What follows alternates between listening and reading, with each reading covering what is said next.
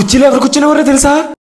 Part 2 వీడియోకి మీ అందరికి స్వాగతం సుస్వాగతం. రెస్టారెంట్ లో తినడం అయిపోయిన తర్వాత మా బావ యుగ పురుషుని పిలువబడే శ్రీ కందుకూరి వీరేశలింగం గారి పురమందిరానికి అయితే తీసుకొచ్చాడు. చూడడానికి అయితే చాలా ఓల్డ్ గా ఉంది. మాత్రం లేట్ చేయకుండా లోపలికి దూరేసాము. లోపలికి వెళ్ళండి, వ్యూ చూడండి ఎలా ఉందో. బోర్డు మీద చూడండి రకరకాల అక్షరాలతో నింపేశారు. గోడ మీద బొమ్మలు చూసారా ఎలా ఉన్నాయో. నిర్మించడానికి గల కారణం ఆ రోజుల్లో ఒక నగరానికి లేదా పట్టణానికి సంబంధించిన ప్రజల సమావేశాల కోసం, ప్రజా కార్యక్రమాల నిర్వహణ కోసం ప్రత్యేకంగా ఈ భవనాన్ని అయితే నిర్మించారు. శ్రీ కందుకూరి వీరేశలింగం గారు తన సొంత నిధులతో అయితే దీన్ని నిర్మించారు. అప్పట్లోనే ఎలాంటి ఆలోచన వచ్చిందంటే చాలా అంటే చాలా గ్రేట్.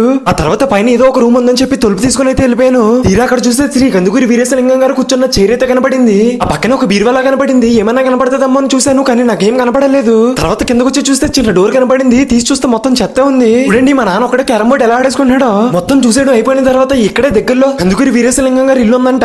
సరే కదా, ఇదే ఆ ఇల్లు. ఆదివారం కావడంతో ఈ రోజు అయితే లోపలికి ఎంట్రీ లేదంట. శ్రీ కందుకూరి వీరేశలింగం గారు 1848లో జన్మించి 1919లో అయితే మరణించారు. ఈ పక్కనే శ్రీ కందుకూరి వీరేశలింగం గారు వాడిన అచ్చు యంత్రాన్ని అయితే చూడండి. అచ్చు యంత్రం అంటే ఏంటో కదండి, ప్రింటింగ్ మెషిన్. ఇంకా వీడియోస్ తీసుకుని దానిలో డ్రింక్స్ తాగేసి రూమ్ కి అయితే వచ్చేసాము. అమ్మ వాళ్ళు అక్క వాళ్ళు నన్ను అక్కడ దింపేసి మళ్ళీ ఇంటికైతే బయలుదేరిపోయారు. నన్ను సేపు ఏమనిపించలేదు, కానీ వెళ్తుంటే ఏదో అనిపించింది. అండ్ వీడియోస్ కోసం మన ఛానల్ అర్జెంట్ గా సబ్స్క్రైబ్ చేసేయండి.